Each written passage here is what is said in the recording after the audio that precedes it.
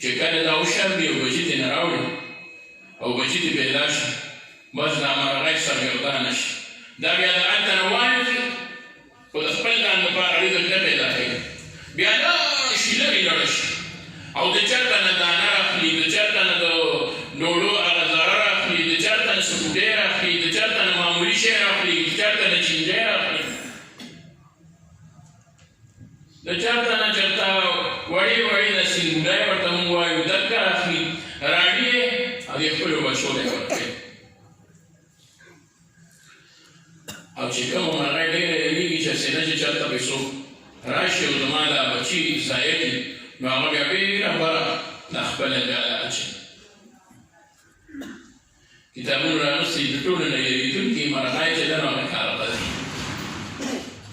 دا کارغه ډېر یېرېدونکی دی موږ ته به زموږ شیخ صاحب رحمت الله علیه فرمایل چې کارغه دومره یېرېدونکی دی چې یوه ورځ خپل بچي ته نصیحت کولو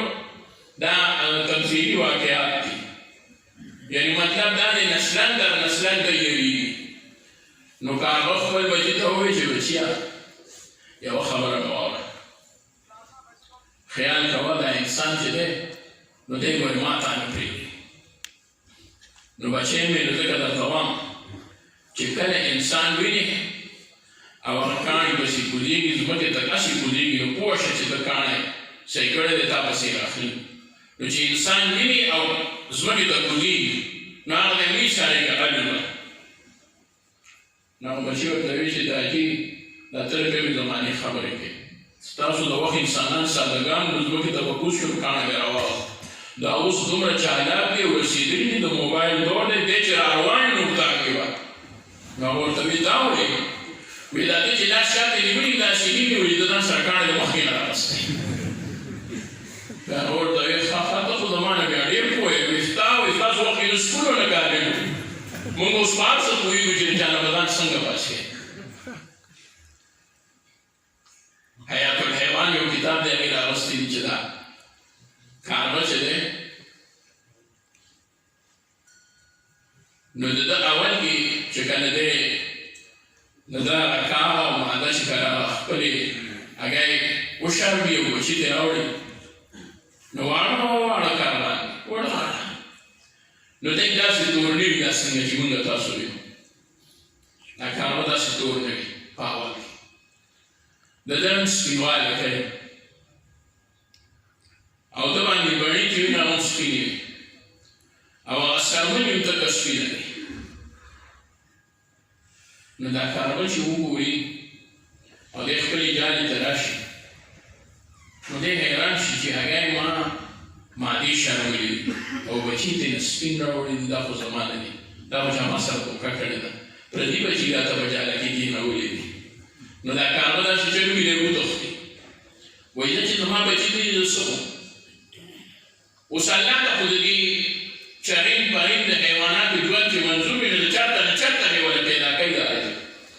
دا ډیوټۍ او دا نوکرۍ او دا ملازمتونه دوکاندارۍ که مونږ ټول پرېږدو او ټول ملک داسې روزګار کېني چې بلکل څه نه کوي تاسو وایي مونږ ډوډۍ خورو که نه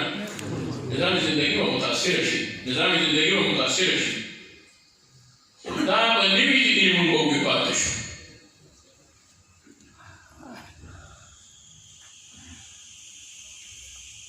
نو دغه کارغه لاړ شي او ډېر لرې نو الله رب العزت د ده بچو له انتظام برابروي چې پلار پرې نه لاړ مور یې خوا له نه راځي اوس د دې بچو به څه کېږي نو راتګ څوک دی ووایي الله زموږ نه راتګ یې شته یو شی ما په خپل بیټه کې د شیخ رحمت الله علیه په ژوند لیکلو ما د چاته نه نقل کړو خدا کو بھول گئے لوگ فکر روزی میں خدا کو بھول گئے لوگ فکر روزی میں خیال رزق ہے رازق کا کچھ خیال نہیں خدای دې شه د خلکو نه د روزۍ په تلاش کې رزق خیال شته او د رازق خیال نشته چې دا راکوي شو مونږ غلطي کړکۍ ته ولاړو مونږ غلطي کړکۍ ته ولاړو د جومات کې کړکۍ دا ده په دې باندې ډوډۍ تقسیمېږي او د هلته نه راځي مونږ ورته په لاره ګورو یاره روټۍ خو د هلته نه راځي خو هلته دسترخوان لګېدلی دی چې هغوی دې کړکۍ خوا کې چې ورشئ مونږ به درته او هلته نه رزق چې کوم میلاوېږي د دسترخوان نه هلته څوک اواز کوي لا مو وخت دې خوا راشي دلته ناسم میلاوېږي هلته څه نه دی ځان وژني یو سړی وایي نه دی کړکۍ کې څه چل دی هغه د سلو دوه سره چې میلاو راته نه شي میلاوېږي هغه له دې کړکۍ ته ولاړ مونږ هم دې ملازمتونو ته دې ته نظر دی چې دې کې راته خدای رزق راکوي بغیر د دې نه مې الله رزق راکوي او که چېرې دا عقیده او یقین د علماو د دې مولانو ستاسو زموږ د امامانو صاحبانو نه و که دا نه و د دې نو دی به هم دا امامتۍ پرېښودی وي چې یخانه چې تاسو رزق ګټئ مونږ به وګورو نو که دی ټول دلي نو ټول جوماتونه به خالي شي که الله دې له یو مضبوط یقین جوړ کړی دی ټول خلک به نوکري کوي دی به په مسند د نبي علیه السلام ناست وي خلک به چې الله دې د کورکۍ د سود د سره به الله رب العزت دې امام له بیا عالم له ورکوي د سود د سره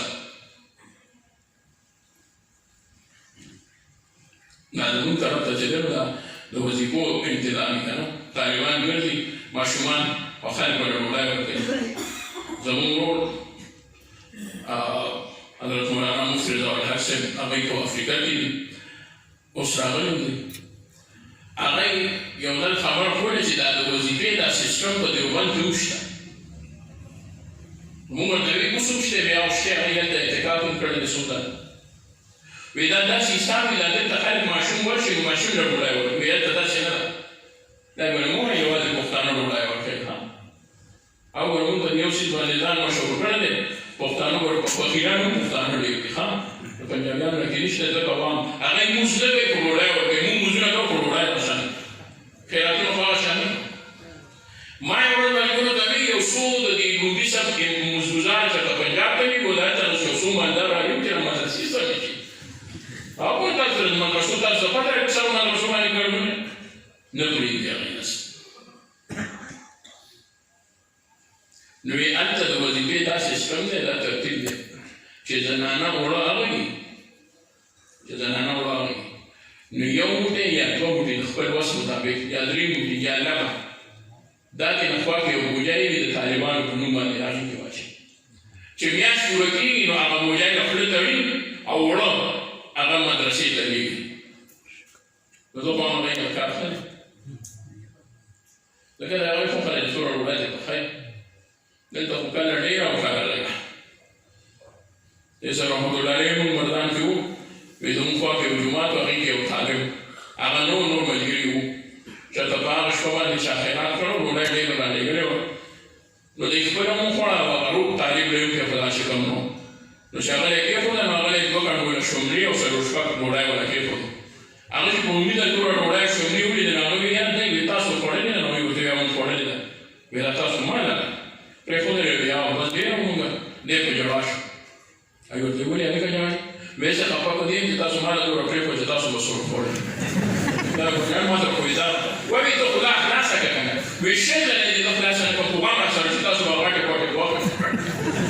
تاسو به خو تاسو به ډېره ځکه خوړلي چې ستاسو نه سیوا شو څلور شپږ ډوډۍ مو یوازې یو کس ته پرېښودې دوه کنډوله شوملې نو ما سره غم دا دی چې تاسو به سوړ خوړلي پخوا دا ترتیب بهرحال دا کارغه ورشي او زما د بیان اراده وکړه د ډوډۍ نه د دواړو وشو ما وایي راکړه موزم به دا کارغه چې لړ شي الله انتظام برابروي ښه الله انتظام برابروي د الله په علم کې ده چې دا کارغه او دا کار نه راځي ځکه چې دوی په خپلو بچو باندې ګمان د بل د بچو کوي نو الله په ځمکه باندې میږوله چینجوله دې نه مخه ورکړي وي دې بوټ ته وخېږي دا ته ووایم ښه میږی که په داسې روانې که په داسې روانې دی په خپله خوښه نه روانې دی د الله په منشا او اراده باندې روانې یاد وساتئ بس دا میږي دې ډکې ته ښې دي چینجي ډکې ته ښې دي ماشي ښې دي بړې ښې دي د ده ډېره بره جالې چې بره وخېږي څنګه نو جالې ته وشي چې جالې ته وشي دا کارغان د بچي چې وي نو دی خو د خپل مور او پلار نه خبر چې هغوی کلي دي مونږ له بس راړي نه نو بس چې دی وګوري نو الله ولې هغې ته مخه کړي یو چینجی او هغه بزې او هغه نور څیزونه خوري بس روزانه دا میږي راځي او دی یې خوري نو میږی تور دی او په خوراک سره دا سپین بچي د کارغان ذهن دا تور شي ډېر وخت پس دا کارغه چېرته راشي ورکړه هغې بیا دې خبر واخلم چې اوس په دې څه شتی او که نه بچي خو په دې پردي وو چې وګوري نو هغه تور شوي وي نو دی وایي اوه ګوره دا زمونږ بچي الله ولله داسې اقتدار برابر کړي. الله نو الله رب العزت